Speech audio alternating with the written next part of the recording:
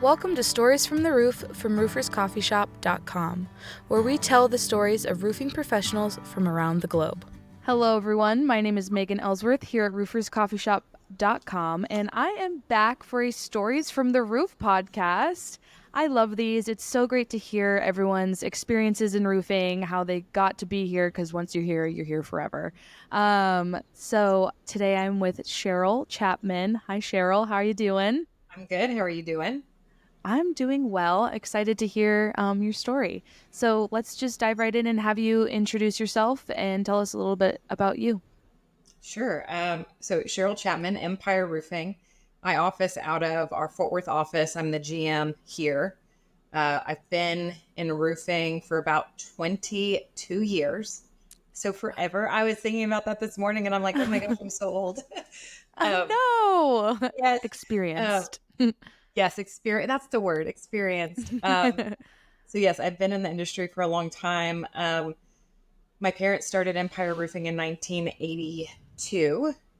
Um, so it's a year older than I am. I guess I started working for the company probably as early as I could either clean toilets or say my ABCs to file things for my mother. Um, so yeah, I've done anything from, answering phones to then, collections, accounts receivable, service, and then I went to school for marketing. So, I rebranded the company several years ago and then got into estimating and then sales. And then here I am. So now I get to deal with a little bit of everything in everybody's department. So yeah, that's kind of a Cliff Notes version of uh, just how I got here. That's awesome. That's amazing. Wow, 22 years. Yes, absolutely. Experienced, not old. That's right. That's right. So who taught you about roofing? So we have a lot of really great teachers here. Obviously, my dad was always on the production side, so he taught me the roofing side of the business alongside like our VP of sales. And then we have a VP of estimating that taught me obviously how to estimate. Um, so on the field side and the sales side, those three people have been very instrumental in, teaching me that side of the business. As far as like the office side of the business and the personnel, um, and just everything that goes on inside of an office.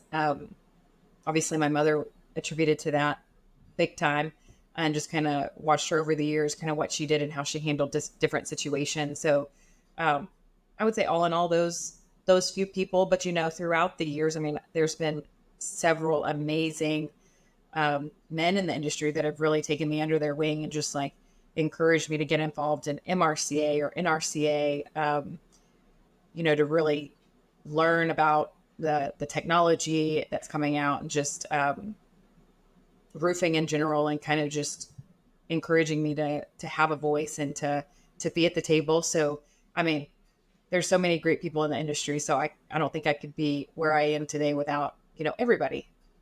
Yeah, absolutely. Absolutely. So what was one of the most valuable lessons that you've learned in your career about roofing? So I think probably would be learning roofing. um, as a woman in the industry, I think that I haven't had a lot of bad experiences. I've been very blessed in that way. But I mean, I have had people where I've been on a roof and they're like, well, shouldn't you be in the office doing what your mother does? Yeah. And I get home and my mom's like, hey, toughen up. You got to learn the industry so that no one can ever say that to you, because unfortunately or fortunately, like, you learn the business where you can answer the questions and you can sit at that table, and you're not at the table because you're a woman or you're, so and so's daughter. You're there because you've earned it and the industry. So yeah, I mean, I think just learning to work hard and ask questions, especially to the people that have been in the industry for so long. Um, Take feedback, take criticism, even though I hate that. But just Yeah. to like learn to be better. Hmm. So yeah, I think just work hard. Yeah. I mean, that's a lesson that a lot of people, everyone learns that one way or another.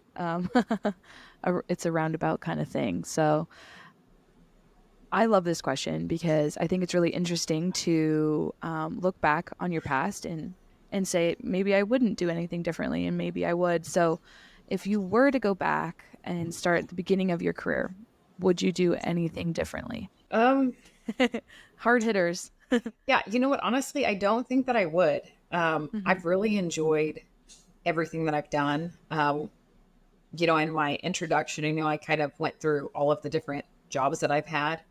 And I don't think that I'd be as good of a leader if I hadn't experienced all of the different things that I've experienced. Because, I was out in the field coring a roof, or I was picking up the phone, directing calls. And so, like, I know that each position is very important to run an office. We can't do what we do without every single individual, from, the person picking up the phones to the person, ordering the materials to the guys in the field. I mean, everybody plays a really important role.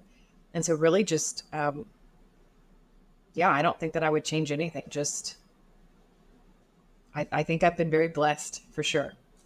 Yeah. Yeah. Well, that's great to hear. And that's nice to think about too. Like, I wouldn't change anything. Yeah, And that's a great feeling to have. for sure. So, what kind of, you know, piggybacking off of that, what's one of the best things you've ever done for your business or for your career? Probably as far as my office, just being very open to people coming in and giving me their feedback, whether it's positive or negative, and really giving them a voice within the organization. I think that, sometimes like the older generation, like, we always did things a certain way, and that's fine and it worked great. But, giving some ownership to the people that are here that do the work, because I think it's good. I mean, I think just like me, like I want to be successful, and I want to make sure that what I'm doing is like making a difference, whether it's here at work or out in the community. And so I think just giving people the opportunity to, like, voice their opinion and help, if there is something that we can be doing better, like, come to me, like, be open with me and talk to me. And I think just having that open line of communication, even if it's an uncomfortable conversation, um, I think I think that's one of the things that I did whenever I became the GM, is just making sure that everyone knows that they can be open and upfront and, like, have that conversation with me, and, like, not to be fearful of, like, if it's a uncomfortable conversation or something that they think that I might not want to hear. Hmm. Yeah. I mean, as an employee, there's nothing better than feeling completely comfortable to walk to someone in leadership or your boss's office and say, "Hey, I have something that I want to talk to you about."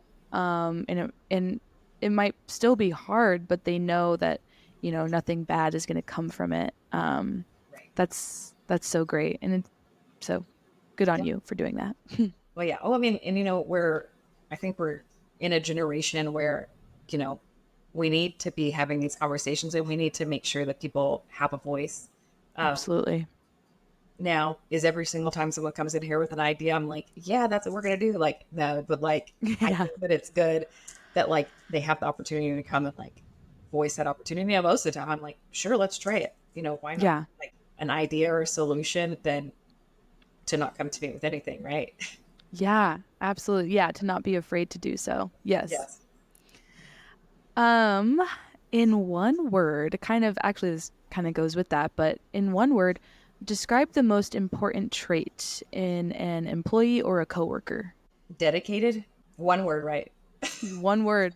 I always I always forget. I like wait for people to continue and I'm like, "Oh no, I asked for one word."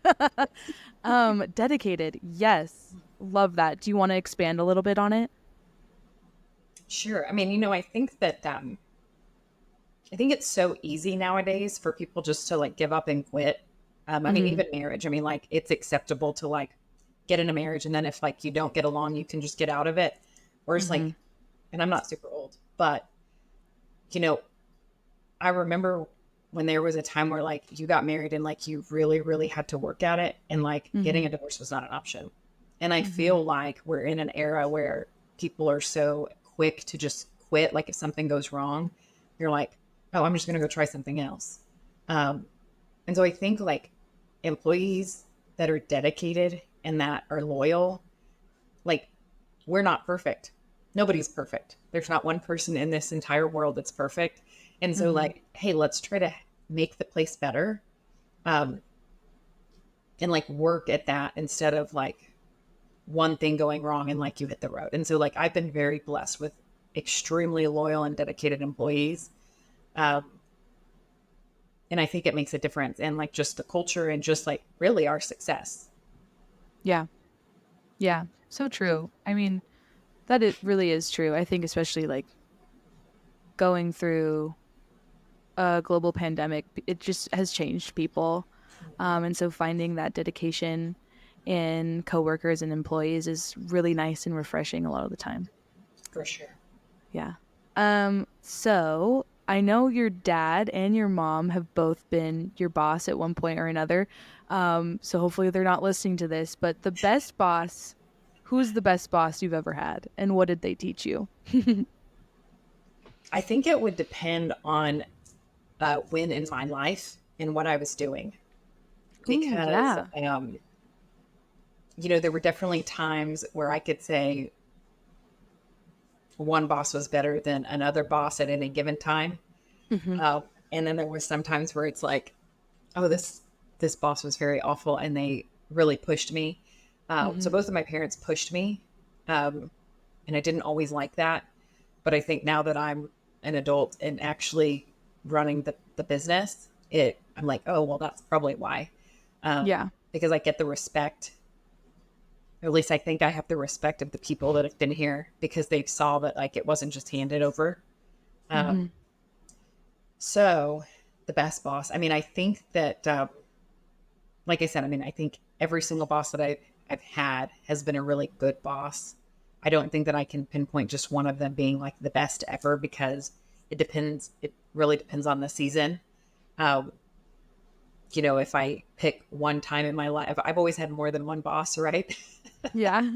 um, so I feel like if I pick one given time, like I might say, oh yeah, my mom was definitely the best boss, or our VP of sales was definitely my best boss, or my Hmm. dad was definitely my best boss. But then, if I fast forward it like 6 months or a year, I'm like, oh, they're awful. Yeah. I do not want to work for them.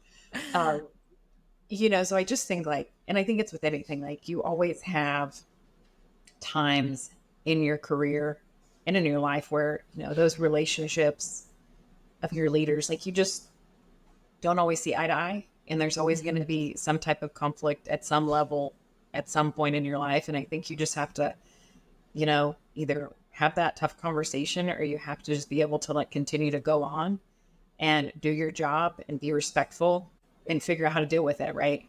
Yeah. And I've always learned that like it does get better. And as you get older, like you learn how to have those conversations, um, and solve those issues better than maybe I did when I was younger. So I think Hmm. it's just all wisdom as you get older. Yeah. Absolutely. It always comes with time. Yes.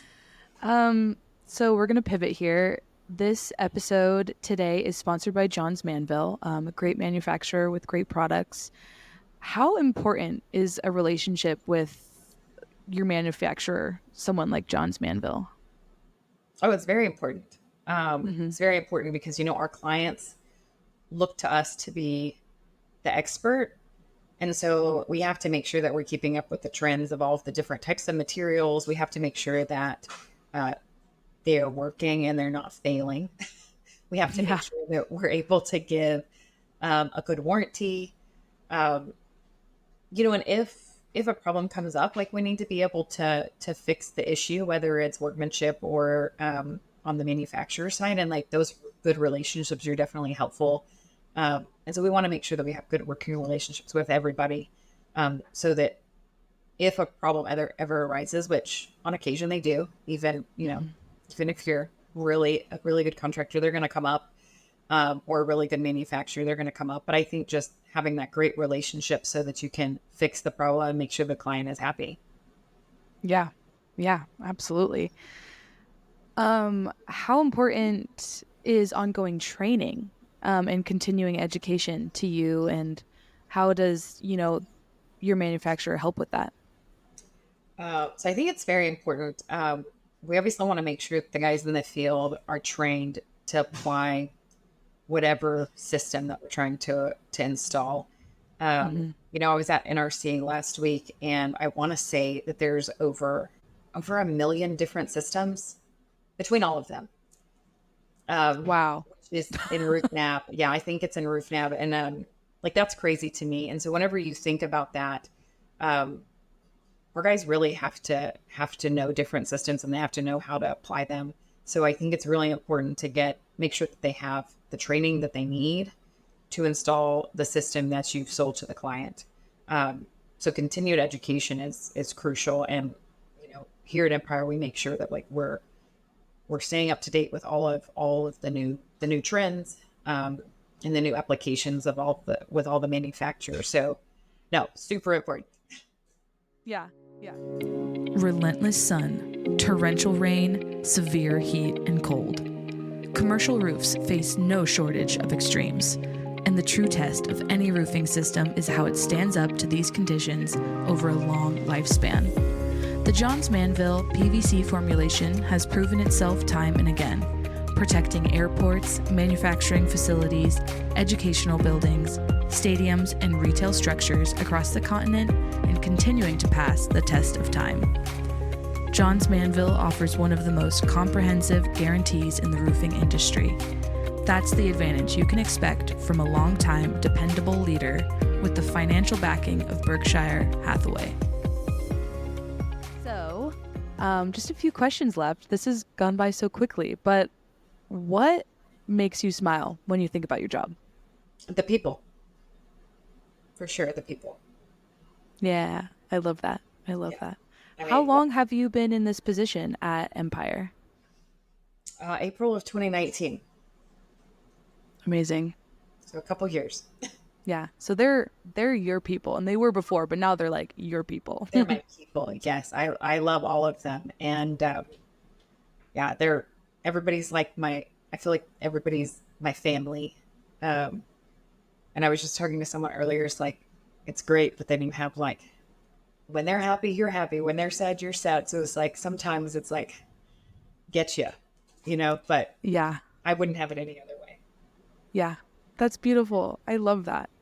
That's what I love too about family businesses and like small businesses. It's just, it really is a family. And yeah, their hardships are your hardships. That's Absolutely, so true. for sure. Um, so I know that there are always a lot of people that are new to roofing that listen to this podcast. What tips, if any, do you have for new people starting out in the roofing industry? Work hard, show up on time. Do depending on your position, like especially like sales and estimating, like there's gonna be some stuff that you have to do at home. And don't be one of those employees that are like, well, when I leave here, like there's no more. But then they want to get paid like all the big bucks. Like I think that Hmm. just like the guys in the field, they have to continue with continued education. Uh, like I expect my sales and estimating team to like know the trends and like understand the applications and understand like the roofing part of it. So I think just making sure that you're showing up and you're willing to work hard. Um, like I have no patience for people that like want to come in here and make what our VP makes, and they've been here for a year. Like I mean, it takes a long time. I mean, I think in our office, like we say, it takes 10 years for you to really, really know roofing, and so be patient and give yourself grace. Because I think we're in a society of like instant gratification. We want everything to be like Amazon, and tomorrow we get what we want, and we have the knowledge that we need. But like that's not reality. And so I think just giving yourself time and making sure that you're working hard, but like give yourself grace because you'll get there. Um, but it's going to take like hard work and dedication. Uh, so yeah, I think that would be my tidbit of advice. I couldn't agree more. I love how you said, there are people that have been working a year and they want to get paid like a VP, or, I think that's just a sentiment that maybe all of us have experienced. You're young and you think you know everything. And I've been around roofing my whole life, and I've been in roofing for 5 years, and I know nothing. Oh, yeah, There's always room to grow. for sure. I mean, yeah, me either. I mean, I feel like I go to, IRE and I'm like, oh my, I've never seen this before, or oh, Yeah. I've never heard of this. I mean, I think there's always new things happening. I mean, when I was estimating the joke here at the office was, if there's going to be something that nobody's ever seen in our, 30, 40 plus years of experience, like, she's going to find it. That's okay. I mean, we all figured it out. Yeah. Yeah, we all figured it out. But, there's always going to be something new. And sometimes it's challenging and sometimes it's fun. And, the good thing is there's never a dull moment. There's always something new and something that you've never seen before. Yeah. There's always something to learn. That's something you can count on. Yes. So this is our last question. Thank you, Cheryl, for chatting with me. This has been really eye-opening, really fun. I learned something. And our last question is, how long have you been following Roofer's Coffee Shop, and what's your favorite thing about RCS? Oh, well, so I've been following you guys since reception. Amazing. Yeah. I like I said, I've known your mom forever and ever and ever. Yay. And so I know that I remember having the conversation when it was a concept. And so just kind of seeing how it's grown over time, I think that you guys are doing a great job. I like that you guys are getting engagement, with people all across the industry. So no, I think it's wonderful. And I'm so happy that you guys are doing what you're doing. And, I hope that you have continued success, and any way that I can help, I'm happy to. Oh, likewise. That's so nice. Thank you, Cheryl.